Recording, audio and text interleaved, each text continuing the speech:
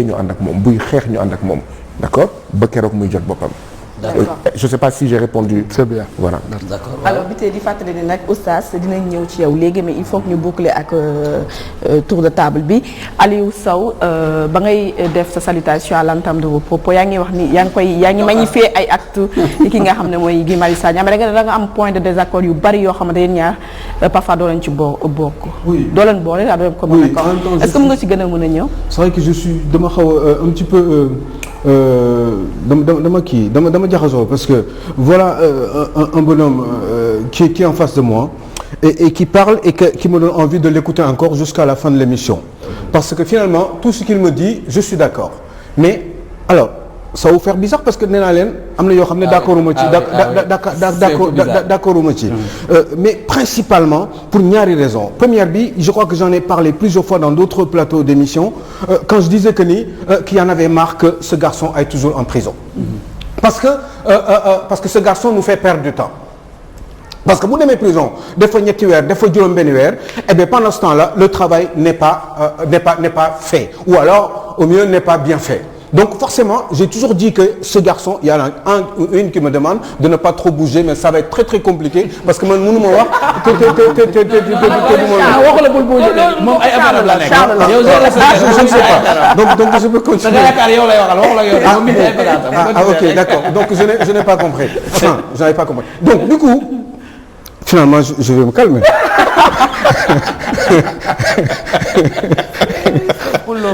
non ce que je voulais dire c'est que kaso bi du question donc sama xalaat la nii rek après je passe à autre chose mais kaso bi moo fi war a jeex il faut faire extrêmement attention parce que finalement bu fekkee ni da ngay dem juróom-benni weer kaso chaque 3 mois bu fekk 2024 ça va être très très compliqué te dama xalaat ni ce garçon dafa amal njëriñ Sénégal quand il parle enfin quand on voit liggéey bi ñuy def moom ak son mouvement ou alors c'est avec ses amis dama naan mais voilà un garçon boo xam ne 170 000 francs CFA waru woon nekk ci compte bancaire am finalement il aurait dû avoir au moins le minimum parce que kii liggéey Sénégal la liggéeyal au moins ñu yokk ci beneen zéro muy 1 700 000 francs CFA parce que il est en train de faire du bon travail pour ce pays te man su ma nekkoon un président de la République averti réfléchi avec un certain niveau dépassé yenn yi nekk au-dessus de la mêlée man dinaa def ay gestes yoo xam ne xëy na sax du feeñ ci man moom mooy maanaam dama naan xale bi dimbali leen ko parce que yi muy feeñal man amaana man président de la République du ma mën a xam yëpp parce que ce n'est pas tout le temps que samay conseillers wala ñi ma jege di ma wax yenn yi kon kii amal na mu jëriñ kii finalement pour boobu ñu ko yóbboon muy mel ni luy waaj a daanu ak yu demee noonu foofu sax c'est très bien que mu génn foofu bàyyi leen ko fi mu nekk c'est bien qu'il soit dans ce frigo là mais yokkal leen ma ay émoluments am pour que mu mën a gën a am njëriñ parce que ces déplacements li muy feeñal ci Sénégal c'est une bonne idée donc ça je suis d'accord mais autre chose boo xam ne dafa me poser un problème moom mooy voilà vous avez en face de vous un petit garçon d'un certain âge boo xam ne dafa màggee France dafa juddoo Sénégal màggee France et bien France defal ko lu bare ci jàng bi ci entretien bi avec ses parents et cetera boo xam ne à un moment donné ci wàllum état d'esprit am tey ce garçon là depuis 5 ans pratiquement mu ngi nekk di reyante pour son propre pays alors que bu fekkee ni ce garçon a 10 ans bu dee fukki at la am juróom-ñaari at yëpp wala juróom-benni at ak genn wàll yëpp mi ngi ko passé ci dëkku tubaab bi donc pourtant ce garçon est bien revenu pour se battre pour son pays donner son avis essayer de participer à cet effort de développement en donnant son avis dans ce pays donc pourquoi donc quand ce garçon il entend France dégage qui a une double culture qui entend France dégage je me dis que ni France dégage ce n'est pas forcément le terme approprié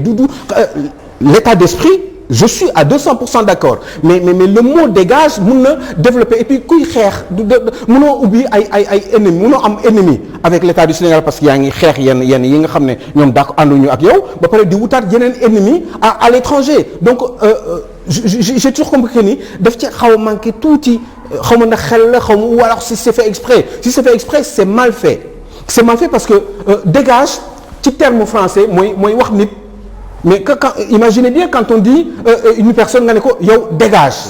C'est violent et ce n'est pas forcément une bonne idée te nit bu ko njëkk a dégg bu comprendrewul forcément là j'ai compris c'est juste que pour que mbir mi mën a ménager wu liggéey bi gën a rafet dans l'avenir ba succès yi ngeen si bëgg ngeen mën ci yegg mais avec ce mot dégage je pense que peut-être que dafa ñëw par réflexe comme ça bi ngeen di créer mouvement bi je n'en sais rien et que moment boobu mu doon loo xam ne dafa def benn tollé et du coup vous êtes dit que ni xaaral ñu bàyyi mot boobu parce que ça frappe bien si je puis dire pour revenir encore sur le mot frappe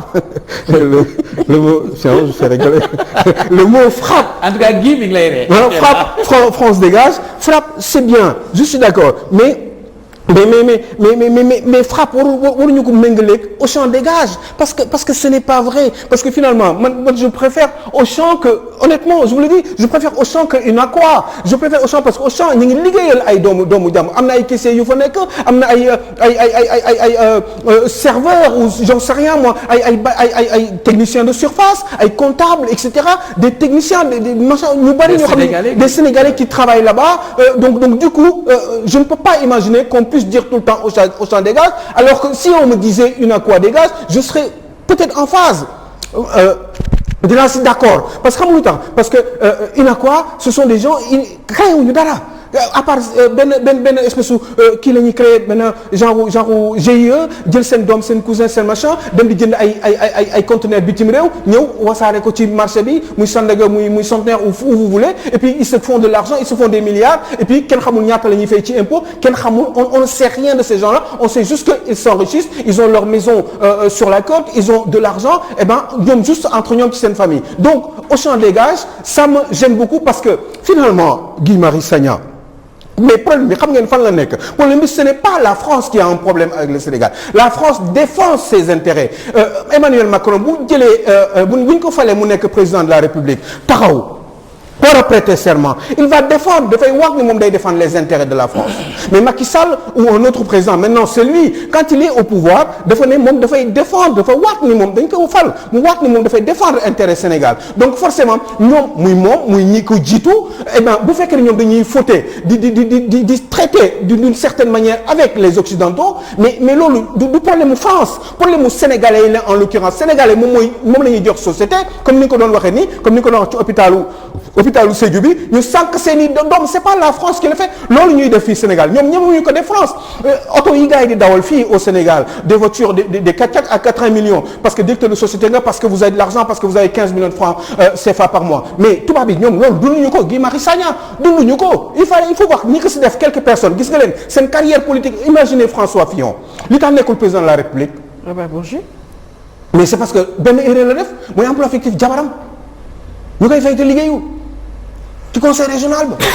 vous vous rendez compte donc yooyu loolu Sénégal loolu amul problème fii Sénégal loolu dañ koy balee nii dañ koy def te kenn du wax donc je pense que ni le problème c'est pas la France le problème ce sont nos gouvernants qui doivent dégager là d'accord naa parce que dañu tooñ parce que lekk nañu suñu xaalis sàcc nañ ko toroxal nañu jënd nañ ay kër bitim réew jël nañu seen alal yóbbu ko dans des comptes suisses imaginez la dernière fois quand je vois quelqu'un qui s'appelle Mame Mbaye Niang qui me sort ay këyit ne ndaw si mais xoolal ubbil fii lan lañ fi bind ñu ne ko lan lañ fi bind mu ne ay compte ay chèque 20 000 euros ay compte suisse ay compte au Liban ay compte machin ñu ne kan moo ko moom ñu ne Idrissa Seck moo ko moom ce sont ces mêmes personnes Guy Marius Sagna qui sont aujourd'hui en train de diriger notre pays qui dirigent surtout ce monsieur la troisième institution bi nga xam ne mooy troisième personnalité de l'État de ce pays donc tu voyez bien ça pose un problème mais c'est pas la France Macron on sait combien il gagne on ne sait pas Macky Sall combien il gagne ces directeurs généraux là qui du jour au lendemain tabaxal la immeuble 4 étages tabax la ci ñetti at yooyu la ñu war a wax ñooñu la ñu war a laaj bu at bi dee ñaata la ñuy fay impôt combien ils ont d'argent est-ce que finalement ñoom réglé nañu ak les services fiscaux de ce pays là ñu ngi gis ñuy battre dans ce pays là di may ay 1 milliard wala di may ay 500 millions ci parce que y a Covid ñooñu ñaata la ñuy fay impôt est-ce que transparence boobu am na dans ce pays je crois que à ce niveau-là c'est là qu'on doit travailler réfléchir wax ak sénégalais nga xam ne képp ku taxaw te ni moi j'ai envie de savoir Macky Sall combien il gagne par mois pourtant je sais bon le nouveau président je n'en sais rien des États-Unis mais ki ko jiitu xamoon nañ ñaata lay gagner Emmanuel Macron on sait qu'il gagne 25 000 euros lay gagner par mois 25 000 le premier ministre France moo ëpp salaire son président de la République sans doute parce que on a pensé que le Premier ministre il carbure beaucoup plus maanaam li muy liggéey moo ëpp que le président de la République les fonds spéciaux en France ne sont pas détenus par le président de la République ils sont détenus par le Premier ministre parce que lui il est responsable devant le Parlement parce que bu at bi deewee dinañ ko contrôler xool ñaata la si joxe ñu calculer ko seet ndax dañ si war a yokk wala dañ si war a wàññi yooyu mooy transparence c'est à ce niveau-là à mon sens qu'il faut se battre dans ce pays-là bu ñu ko deful dañuy sonal suñu bopp France dégage la France n'a rien fait mais vous vous rendez compte Alain Juppé disait un jour pendant que j'étais à la fac mu déglu ko mu def benn conférence à la Sorbonne à Paris mu ne finalement ci biir waxtaan quoi mu ne finalement les pays n'ont pas des amis ils n'ont que des intérêts et il faut wax na dëgg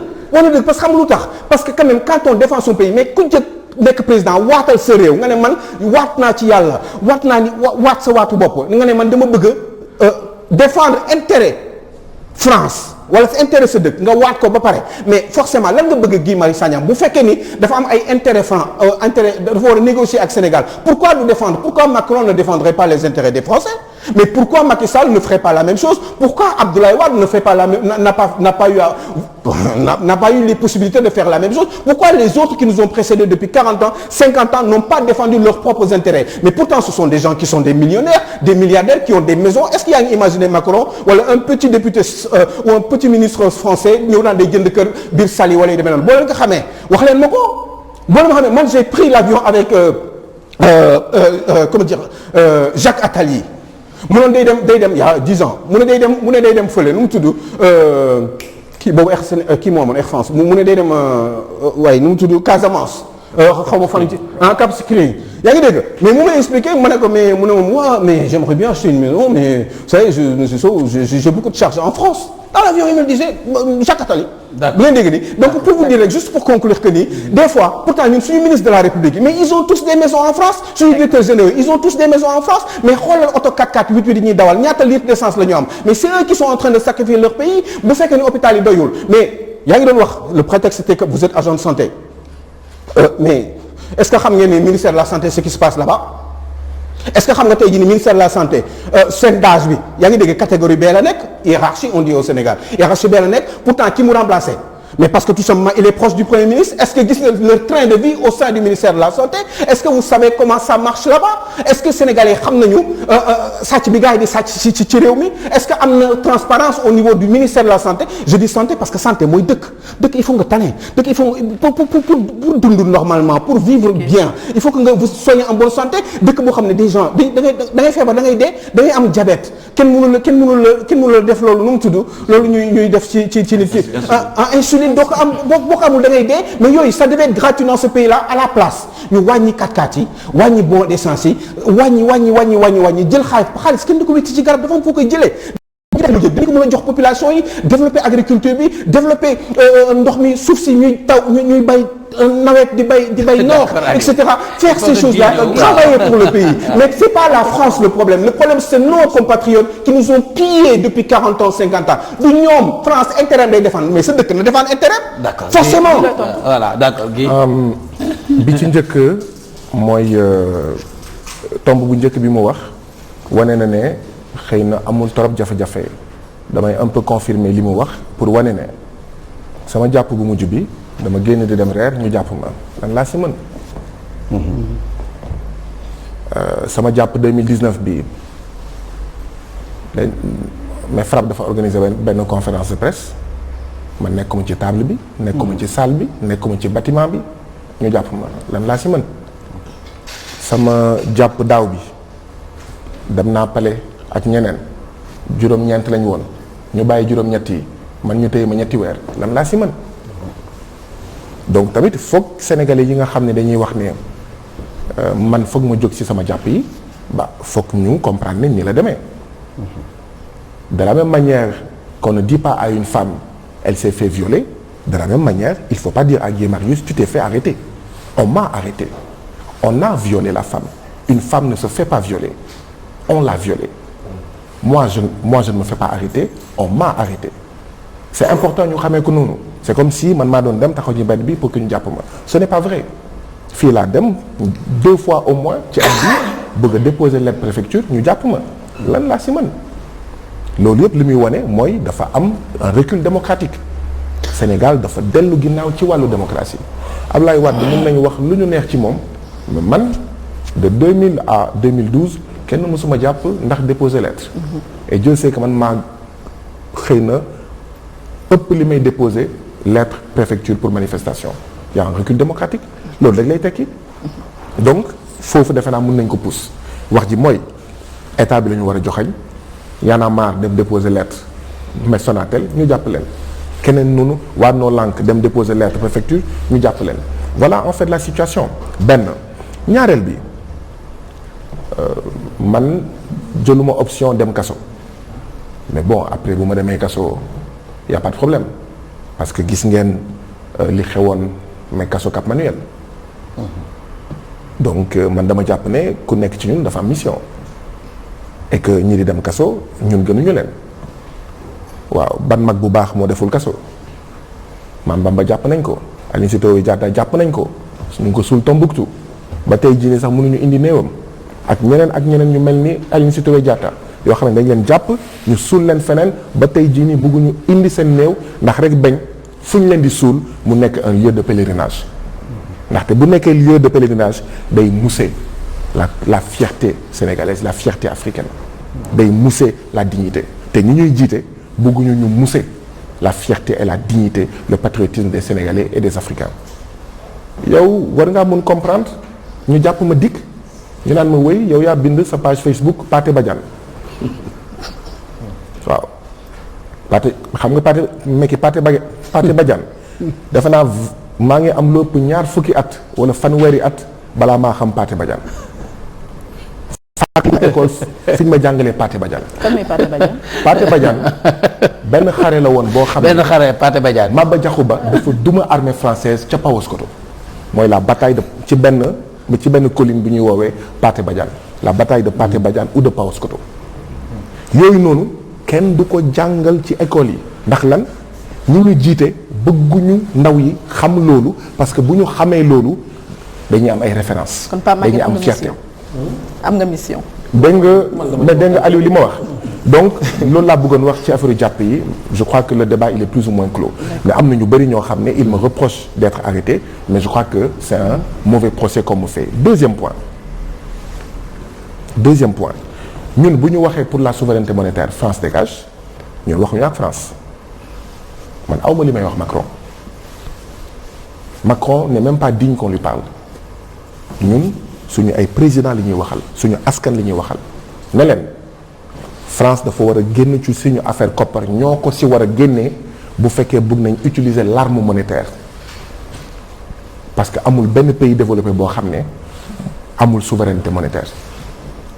donc ñun bu ñuy wax pour la souveraineté monétaire France dégage du France la ñuy waxal France la ñuy wax waaye du moom la ñuy waxal suñu askan la ñuy waxal ne leen France c'est un problème sur le plan monétaire et loolu Aliou loolu mënoo ko miin France amul pour am par exemple droit de veto bu réew yépp mais loolu dafa ñu ko nangu. maa ngi ñëw non juste rek pour Aliou xaaral benn parenthèse bu ndaw rek. Aliou yaa ngi confirmer li may wax Aliou yaa ngi confirmer li may wax bu moom la waxee ne du France la ñuy waxal et ça veut dire que suñu élus yi la ñuy waxal moom laa lay wax nii suñu élus yi la ñuy waxal ne leen ñun lu ñu bëgg mooy France dégager ci suñu koppar li ñu bëgg mooy suñu autoroute à péage ci suñu waaw lay doxee ci suñu intérêt lay doxee li nga wax lii yëpp sànq ne lii mooy problème bi ñun dañ koy wax waaye yemuñu foofu loolu c'est une partie du problème la gestion antidémocratique ni sobre ni vertueuse les détournements le parasitisme le vampirisme la cannibalisation de nos ressources loolu yëpp c'est un problème rëy na di am na solo ñun dañ koy wax waaye loolu pour man ce n'est rien comparé à xaalis bu ñuy pomper di ko yóbbu ce n'est rien buñ la waxee ne téeméer boo jël ci wurusu Sénégal bu nekk ca Sabodala juróom moo fiy toog juróom-ñeent fukk ak juróom yi 95% yi génn munoo wax ne y a pas de problème y a un problème et loolu moo tax foog ñu xeex ñu am ay góor ak ay jigéen yoo xam ne dañuy naan le Sénégal avant tout l'Afrique avant tout pas contre la France am na ñu may naan waaw da ngeen di wax pour la souveraineté monétaire mais France dégage bu ñu waxoon Sénégal dégage nag lan ngeen di wax mais dama leen di tontu chaque fois la même chose bés bu ñu waxee Sénégal dégage ci loo xam ne Sénégal dafa war a dégager man sénégalais man maay njëkk wax Sénégal dégage parce que nag booy bañ dara doo ko bañ parce que dala dal. da nga koy bañ pour bépp mbindeef. dama ne Sénégal bu defee biir Gambie li France di def fii biir Sénégal man sénégalais may wax Sénégal dégage dama bëgg muy leer ñun d'accord ñu pour benn réew dem beneen réew di fa noot d'accord ñu pour loolu léegi nag li am mooy États-Unis dañ ko doon noot Grande-Bretagne di ko noot. mu dàq Angleterre mu moom boppam ëlbati ko di noot ñeneen ñi man d'accorduma d'abord il y a beaucoup de journalistes beaucoup d'hommes politiques sénégalais yuy affirmer cette phrase-là les États n'ont pas d'amis ils n'ont que des intérêts loolu dama jàpp ne c'est une vision libérale de la chose politique pour man il faut une autre vision parce que boo waxee ne les États n'ont pas d'amis ils n'ont que des intérêts mais yaa ngi cautionner a priori Sénégal li mu nar a def Guinée Sénégal li mu nar a def Mali wala Mali li mu nar a def Niger. si je peux moi expliquer. maa ngi ñëw boo waxee ne. réew lu mu teg beneen réew bu ko nangoo dagan na mooy réew kon même ñun bi ñuy def jaam non dañuy waxtaan. kon ñun même bu ñuy def jaam ni ñu def jaam seen intérêt lañu doon topp est-ce que mun nga justifier l'esclavage en disant que ces pays-là n'avaient pas mais d'amis ils ont des intérêts seen intérêt moo nekkoon jël ay nit yu ñuul dugal leen ci plantation dugal leen ñuy béy coton ñuy béy mbokk. c'est pas dans le sens là que je parlais. c'est le même sens. pour moi expliquer xaaral Aliou di nga comprendre pour man ndeyu wax ji moo am solo est-ce que France lu mu doon def Algérie jël ngànnaay ne ko France génnal est-ce que sous prétexte que les États n'ont pas d'amis ils n'ont que des intérêts mën nañ justifier la colonisation. mais bu ñu déggee ñii di naan les États n'ont pas d'amis ils n'ont que des intérêts ça veut dire que kon la colonisation se justifie non elle ne se justifie pas. non c'est pas aucun intérêt. non du foofu. waaw léegi nag man dans mon analyse. non bu ma expliquer la. dans mon analyse dama jàpp ne dafa am njaam am colonisation am néocolonisation. en réalité néocolonisation la. et bu ñu waxee ne les États n'ont pas d'amis ils ont des intérêts on peut tout justifier tout y compris États-Unis ni mu nekkee woon Vietnam ba Vietnam jëlee ko fa d'accord donc loolu la bëggoon fësal phrase boobu pour man baaxul et beaucoup d'entre nous citent ça et répètent ça loolu du dëgg du yoon man d'accorduma man dama jàpp ne àddina bi mais Afrique bi dañoo war a jógee ci mais paradigme wala postulat de compétition ñu dem ci solidarité et complémentarité. oui dama ne France am na blé soxlawuñu son blé France na lekk blé woon ñun ñu lekk suñu dugub ak suñu mbokk. oui 90 milliards de blé yi ñuy importer de francs CFA par an d'accord ci suñu béykat yi la gën a yeyoo. France am na meew ñun am nañ suñu nag nañu développer suñu élevage. 65 milliards d'importation de produits en fait laitiers chaque année. nañ ko jox suñu ay sàmmkat kon gaal yi dina wàññeeku désert du Sahara mi dina wàññeeku. donc ñun loolu la ñuy wax et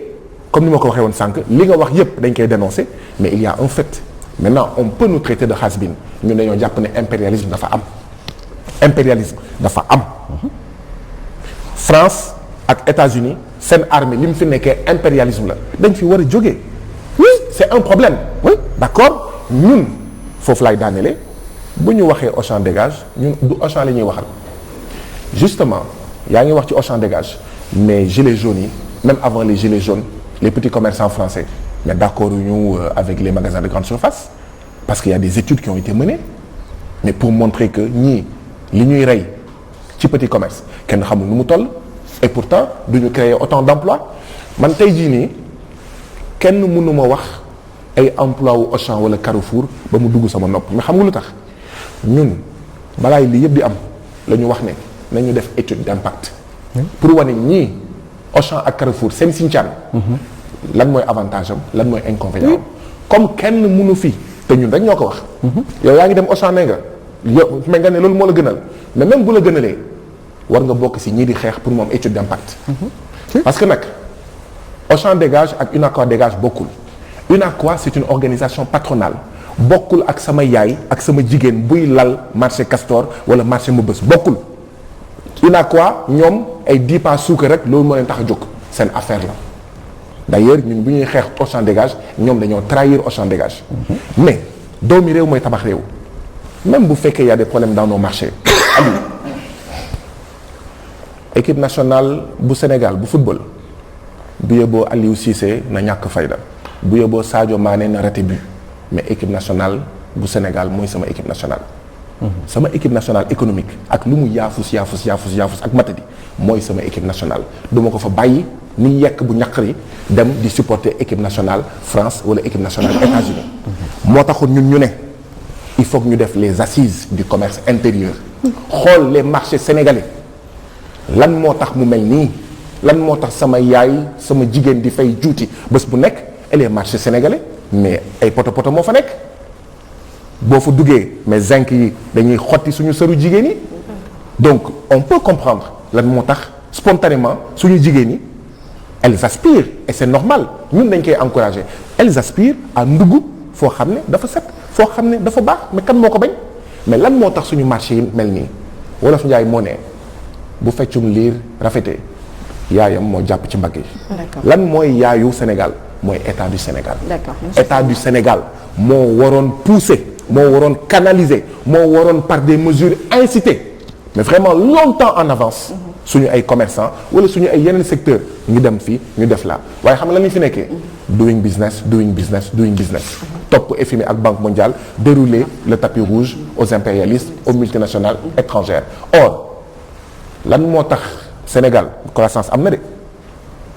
mais du ñun ñoo koy lekk lan moo tax duñ ko lekk mais parce que bu ñu doolelee ay Auchan ay Total ay entreprises les 250 entreprises françaises mais dañuy tonni yóbbu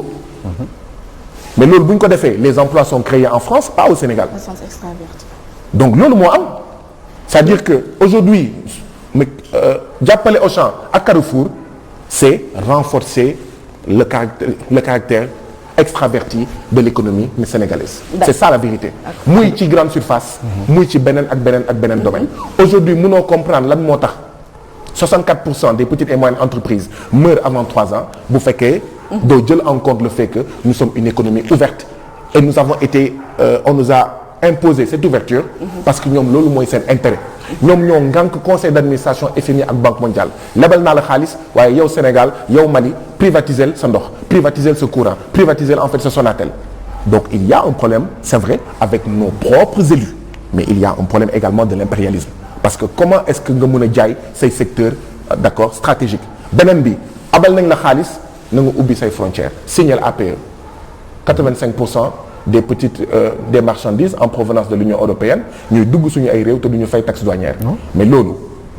mais suñu petite et moyenne entreprise mais c'est normal que ñuy dee